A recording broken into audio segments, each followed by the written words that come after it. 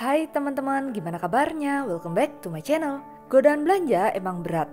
Aku juga masih sering pengen beli berbagai macam barang. Padahal beberapa negara kuat terancam resesi, yang artinya kondisi ekonomi dunia sedang gak baik-baik saja. Menurut survei dari slickdeals.net di tahun 2022, 73% dari orang dewasa mengakui kalau kebanyakan belanja yang mereka lakuin cenderung impulsif. Nilainya naik dibandingkan survei tahun sebelumnya sebanyak 59%. Tahun 2022, rata-rata pembeli menghabiskan $314 per bulan buat pembelian impulsif, naik dari tahun sebelumnya $276 dan $183 di tahun 2020. Ada cara-caraku sendiri yang bisa menghambat buat membeli barang secara impulsif, dan menurutku sangat membantu dibandingkan aku sebelumnya. Di video kali ini aku akan bahas 8 caraku buat bisa terhindar dari belanja secara impulsif. Tonton sampai habis ya.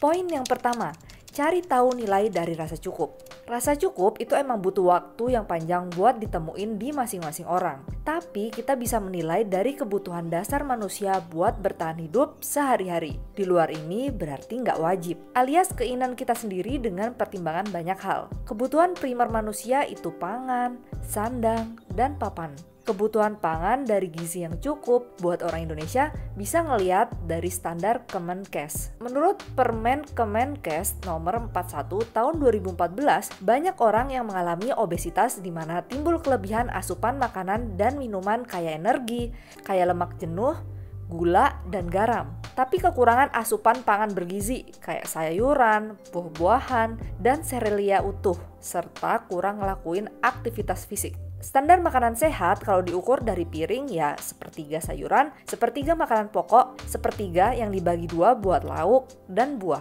Kebutuhan kedua, sandang. Pakaian yang nyaman yang membuat penampilan ketemu orang lain tuh baik. Misalnya, baju yang pas secara warna dan style, sepatu yang nyaman dipakai, dan tas yang cocok buat kebutuhan. Selain penampilan, kebersihan badan juga jadi poin penting. Buat aku sendiri, aku mengusahakan buat selalu rapi dan gak bau badan. Jadi orang tuh nyaman di sekitarku. Salah satu hal penting yang aku lakuin kalau buru-buru mau pergi keluar rumah, hair dryer rambut habis keramas, biar tampilan gak acak-acakan. Xiaomi Compact Hair Dryer ini ada teknologi ion negatifnya. Dengan nozzle, jadinya styling rambut itu lebih gampang. Ada tombol panas dan dingin dengan 2 kecepatan. Jadinya rambut bisa lebih cepat kering tanpa merusak. Kecil-kecil, cabai rawit. Walaupun ukurannya compact, hair dryer ini punya kekuatan 20.000 rpm. Jadinya bisa bikin rambut cepat kering. Efisien kan? Selain itu, bisa dilipat juga. Jadi hemat space kalau mau dibawa kemana-mana. Buat laki-laki ada tambahan khusus buat merawat diri. Misalnya suamiku yang harus mencukur jenggot dan kumisnya secara berkala, biar lebih rapi. Kalau biasanya pakai cukuran manual sering bikin iritasi, sekarang suamiku pakai Xiaomi Electric Shaver S101. Electric shaver ini memudahkan mencukur jenggot dan kumis karena udah pakai sistem automatic blade grinding dengan 6 sudut pencukuran.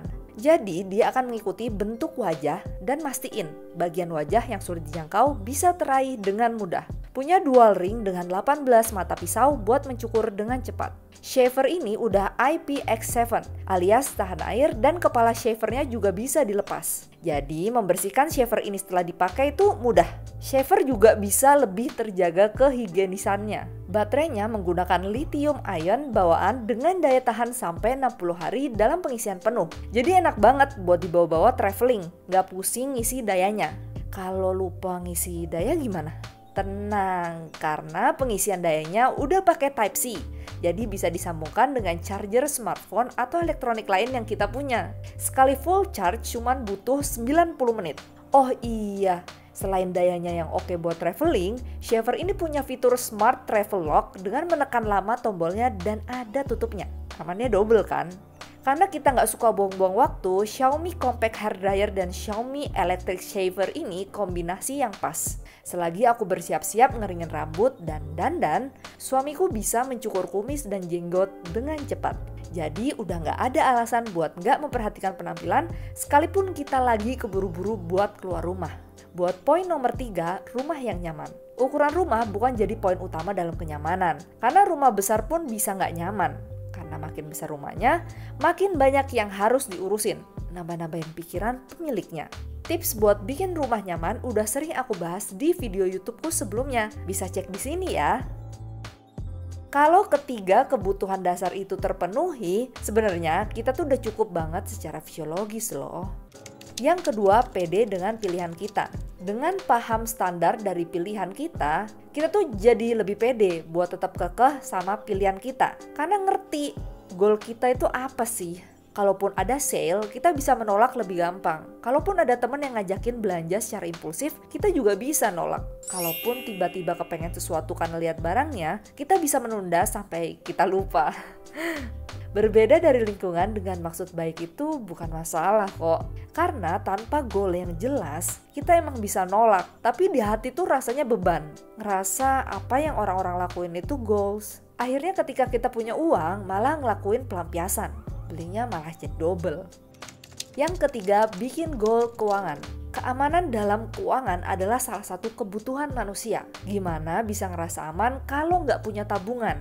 Tiap hari kepikiran harus kerja bagai kuda. Lelah juga ya. Atau udah berani pakai pay later tapi bukan buat kebutuhan primer. Buat keinginan yang sebenarnya nggak ada habisnya. Serem banget. Dengan hidup sesuai kemampuan, kita akan lebih bisa buat nabung. Akhirnya tercipta rasa aman dalam keuangan. Bukan berarti dengan aman kita jadi setengah-setengah dalam bekerja ya. Kerja juga harus sebaik-baiknya biar bisa menabung buat kebutuhan tiba-tiba di masa depan. Bikin financial goal bisa dimulai dengan nge-track pengeluaran bulanan. Terus bikin pos-pos uang itu harus kemana. Misalnya, buat kebutuhan sehari-hari, buat ditabung yang nggak boleh diganggu-gugat, dan buat kebutuhan lainnya. Dengan ngasih pos-pos, kita akan ditekan buat nggak boros. Karena uangnya udah buat kebutuhan lain. Yang keempat, perbaikin hubungan dengan orang terdekat. Yang umum dirasain orang-orang setelah nikah itu rasa aman dan nyaman. Karena dicintai bisa memberi rasa itu dengan catatan. Poin 1-3 udah dilakuin ya. Selain dengan pasangan, dicintai dalam artian dibutuhkan, kita dapat kasih sayang, dan kita diterima dengan orang tersayang itu juga bisa memberi efek yang sama. Misalnya dari orang tua, saudara, dan sahabat. Buat mendapatkan semua itu butuh effort dari diri kita buat bisa memberi. Karena manusia hakikatnya saling membutuhkan, memberi dan menerima. Nah, komunikasi yang baik bisa menjadi hal primer di sini. Jadi, kalau ngerasa belum mendapatkan hubungan yang hangat dengan orang terdekat, cek lagi. Apa komunikasi kita dengan mereka udah baik atau belum? Yang kelima, menghindari iklan. Dulu iklan cuma ada di billboard, jalan, dan TV. Tapi sekarang iklan muncul di mana-mana. Tiap buka internet ada iklan. Tiap dapat tas Panbon ada iklan. Di jalan ada iklan juga.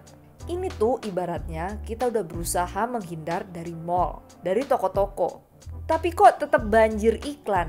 Bahkan sekarang beli barang bisa segampang klik-klik di HP. Gimana nggak makin impulsif belanja barang remeh? Cara termudah buat menghindari ya dengan unfollow iklan-iklan yang ada di HP kita. Karena ini asal muasal belanja online. Belanja yang paling gampang dilakuin. Yang keenam, waktu tunggu. Tapi kalau butuh gimana? Kalau kita ngerasa beneran butuh, karena alasan-alasan yang ada di kepala kita, entah yang kita buat-buat atau beneran butuh, coba deh kasih waktu tunggu 30 harian. Kalau nggak butuh, udah pasti kita akan lupa dan berpindah ke barang lain. Yang artinya waktu tunggunya diulang 30 hari lagi. Dengan memperlambat, kita jadi lebih pikirin lagi kalau barang itu ada efeknya apa sih di hidup? Apa benar-benar bisa mempermudah kegiatan sehari-hari? Atau aku beneran suka sama barangnya? Yang ketujuh, pertimbangkan kekurangan. Tiap keputusan yang diambil pasti punya efek positif dan negatif. Kalau positifnya pasti banyak banget ada di kepala kita. Ya, namanya juga pengen kan. Nah, coba tulis kedua efeknya, biar bisa ditimbang apa bener banyak positifnya. Efek negatif yang udah pasti, makan space alias menu-menuhin tempat dan porsi tabungan buat beli kebutuhan jadi berkurang. Belum lagi kekurangan lainnya. Buat aku sendiri, menu-menuhin tempat jadi hal yang paling aku pertimbangkan. Karena rumahku kecil yang kalau penuh bikin aku nggak nyaman di rumah. Oh iya, jangan lupa maintenance jadi poin utama juga. Makin susah maintenance-nya, makin kuat alasan aku batal buat beli barang itu. Yang kedelapan, alternatif pilihan. Setelah poin 1-7 udah banyak benernya dan harus punya barang itu, kita pikirin lagi alternatif pilihannya. Yang pertama, barangnya bisa nggak dipinjam? Apa ada temen yang punya? Yang ini ya balik lagi sih, seberapa sering kita pakai barang ini. Kalau kita butuhnya cuma sewaktu-waktu, ini bisa jadi opsi penyelamat. Yang kedua, bisa beli pre-love nggak? Karena barang pre-love pasti lebih murah dan banyak kok yang kondisinya masih bagus. Buat beli barang pre-love bisa cek di banyak sosial media. Contohnya ada yang jual lewat Instagram, Twitter, dan carousel. Aku berapa kali beli barang pre-love juga kok. Harganya lebih murah. Yang ketiga, beli barang baru tapi cari yang diskon. Ini bisa dilakuin kalau kita punya wishlist sebelumnya dan punya barangnya masih bisa ditunda. Jadi sekalinya diskon bisa langsung beli. Yang keempat, beli pas nggak diskon. Poin yang kalau bisa dihindari. Tapi ya balik lagi, seberapa mendesak kebutuhan itu. Jadi itulah 8 caraku biar bisa terhindar dari impulsif. Kalau teman-teman punya tips lain, boleh ya komen di bawah. Kalau kamu ngerasa postinganku bermanfaat, jangan lupa kamu klik like button dan share video ini ke teman-teman kamu. Thank you for watching. See you on my next video.